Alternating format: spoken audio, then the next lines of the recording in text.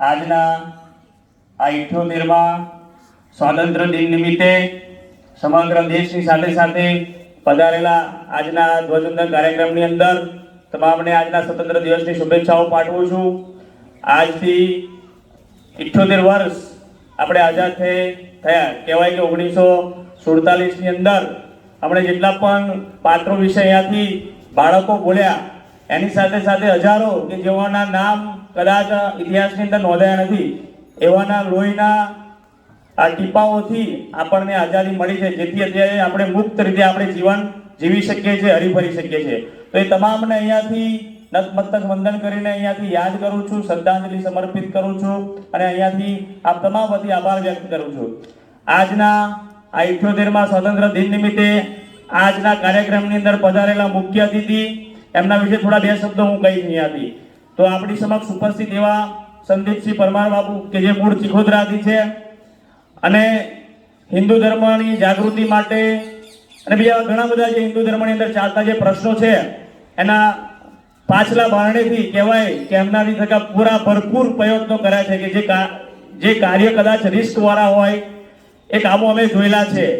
તો એમનો તમને ટૂંકમાં પરિચય આપું છું. સાથે સાથે કન્સ્ટ્રક્શનના ધંધા સાથે જોડાયેલા છે અને કહેવાતા ગર્વ થાય કે જ્યારે સમાજની વાત હોય કે 18 વર્ણની વાત હોય, એજ્યુકેશનની વાત હોય, ક્યાં પણ અમે અટક્યા હોય અને એમને યાદ કરીએ છીએ તો એવા અડીખમ ઊભા રહે છે.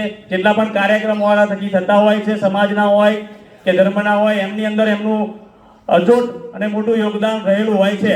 તો આ તબક્કે અહીંયાથી હું ગ્રામ વતી અને શાળા પરિવાર વતી એમનો આભાર વ્યક્ત કરું છું કે એમનો કિંમતી સમય ફાળવીને અહીંયા આગળ ઉપસ્થિત રહ્યા અને આ કાર્યક્રમને શોભાવ્યો. સાથે સાથે છેલ્લા 10 થી વધારે વર્ષ જેમને કહેવાય કે જેમને સમાજ માટે સમર્પિત કર્યું છે, રાત દિવસ જોયા વગર, પોતાના પરિવારનું વિચાર્યા વગર, અને ક્ષત્રિય સેના આણંદ જિલ્લાના અમારા પ્રમુખ શ્રી એવા બાપુશ્રી સુનિલસિંહ પરમાર બાપુનું પણ અહીંયાથી હું હાર્દિક સ્વાગત કરું છું. એમનું પણ યોગદાન ખૂબ જ રહ્યું છે. અમારા જેવા હજારો યુવાનો એમનાથી પ્રેરણા લઈને અત્યારે સમાજ માટે કાર્યરત છે.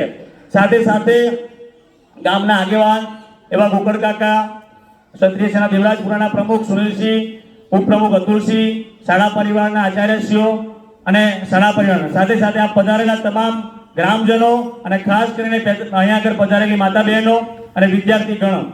આજનો પ્રસંગ આપણે કહેવાય છે કે વર્ષના 2 પ્રસંગની અંદર આપણે અહીંયા આગળ ભેગા થતા હોઈએ છીએ. એક તો 15મી ઓગસ્ટ અને એક 26મી જાન્યુઆરી. આ પ્રસંગે શાળા પરિવાર વતી આપણા બાળકોને આગળ વધવા માટે શિક્ષણ તો છે જ, સાથે સાથે બીજી અઢળક પ્રવૃત્તિઓ ચાલે છે કે રમત ગમત હોય કે પોતાનો વ્યક્તિગત વિકાસ હોય, વક્તૃત્વ સ્પર્ધાઓ હોય. આપણે જોયું કે કઈ પણ જગ્યાએ 2 શબ્દ બોલવા હોય તો આપણા પગ હલી જતા હોય છે. તો આજે જ આપણે અહીંયા આગળ જોયું કે આપણા જ બાળકો કે કહેવાય કે કોઈ મોટી ઇન્ટરનેશનલ સ્કૂલમાં ભણતા નથી, કોઈ પ્રાઇવેટ સ્કૂલમાં ભણતા નથી, તેમ છતાં અહીંયા આગળ આટલી મોટી જનમેદની વચ્ચે અહીંયા આગળ આટલું ખડખડાટ બોલતા હોય તો એનો જો જસ કોઈને આલવો ઘટે તો એ આપણા શાળા પરિવારના બહેનો છે, આચાર્ય છે ને એમનો આખો આમની જે મહેનત છે. તો આપણે એકવાર ખૂબ જ તાલીઓથી એમને વધાવી લઈશું. કારણ કે આજે અંદરનું વસ્તુ લાવવું એ ગમે તેટલા મોટા પૈસા ખર્ચીએ તો એ આવતું નથી હોતું. ગમે તેટલી પ્રાઇવેટ સ્કૂલોની અંદર આપણા બાળકો ભણતા હોય, આપણે જોતા હોઈએ છીએ, એમ છતાં કંઈક બોલવાનું થાય તો બોલી નથી શકતા.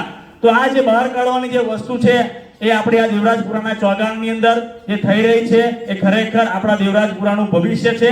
તો આપણે બધાએ શાળા પરિવારના જેટલા પણ આપણા શિક્ષકગણો છે એમને સાથ સહકાર આપવો છે.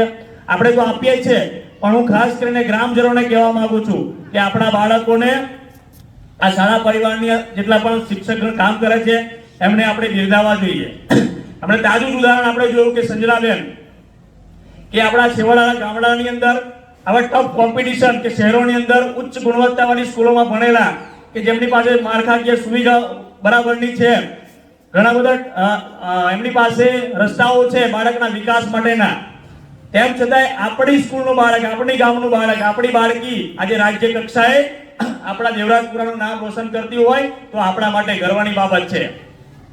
એવા ઘણા બધા વિદ્યાર્થીઓ આ સ્કૂલની અંદરથી ભણીને અત્યારે શાળા પરિવારનું અને આપણા ગામનું નામ રોશન કરી રહ્યા છે. ખાસ કરીને આપણા ગામની બાળકીઓ કે જે અત્યારે ઉચ્ચતર શિક્ષણ મેળવી રહી છે અને ગામનું નામ રોશન કરી રહી છે. અહીંયાથી વધારે હું આ પ્રસંગે કશું કહેતો નથી, પણ આજના દિવસે જ્યારે આપણે આ સ્વતંત્ર દેશની અંદર જીવી રહ્યા છે ત્યારે હું આજે આ શાળા પરિવારના ચોગાણની અંદર એક અપીલ કરવા માંગુ છું કે જે પણ બાળકોને ભણવું છે જેની પરિસ્થિતિ નથી તો એના માટે અમારો ક્ષત્રિય સેનાનો જે આ દેવરાજપુરાનો પરિવાર છે, સાથે સાથે જિલ્લાનો પરિવાર છે, અમે આવનારા સમયની અંદર એક આખી પોલિસી તૈયાર કરવા જઈ રહ્યા છે.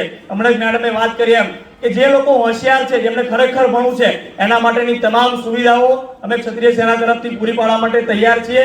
એની આખી અમે રૂપરેખા તૈયાર કરેલી છે.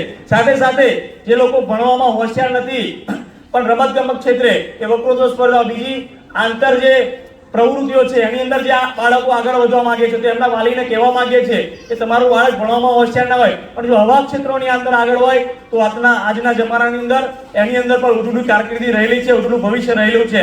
એની અંદર પણ પ્રતિષ્ઠા પૂર્વક આપણું બાળક ગામનું નામ રોશન કરી શકે, પરિવારનું, સમાજનું નામ રોશન કરી શકે, એવા ઘણા બધા ફિલ્ડો છે. તો ખાલી શિક્ષણ નહીં પણ બીજી પ્રવૃત્તિની અંદર પણ આપણા બાળકો, આપણા ગામના બાળકો આગળ વધે એવો અમારો પ્રયાસ રહેલો છે.